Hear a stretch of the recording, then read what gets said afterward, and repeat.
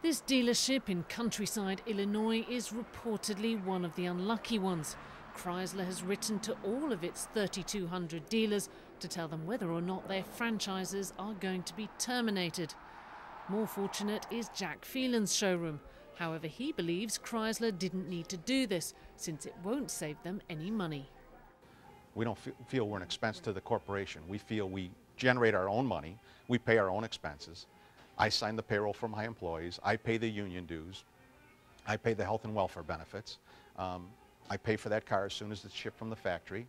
But Chrysler says its network is antiquated and sells far fewer cars. And you're looking at our brand new Camaro, which, by the way, has got a history. And General Motors dealers are also anxious, like Bob Maguire, who's been selling cars here in Bordentown, New Jersey since 1976.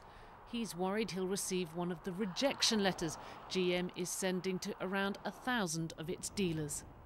It bothers me to think that if I have to close this dealership and put 50 employees out of work,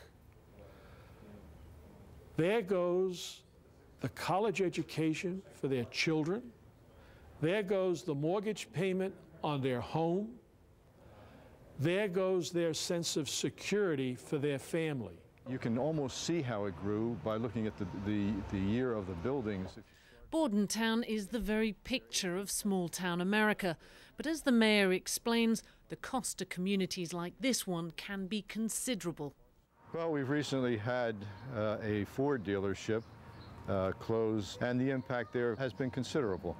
There were many jobs lost from that closing, and if you multiply that by additional closings with a GM, for example, it's going to have that much more of a devastating effect around here. Dealers typically offer good, high-paying jobs, money that gets spent in towns like this in the shops and restaurants.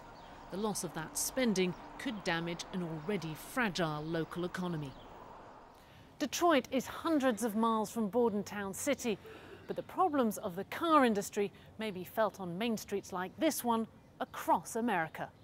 Michelle Fleury, BBC News in Bordentown, New Jersey.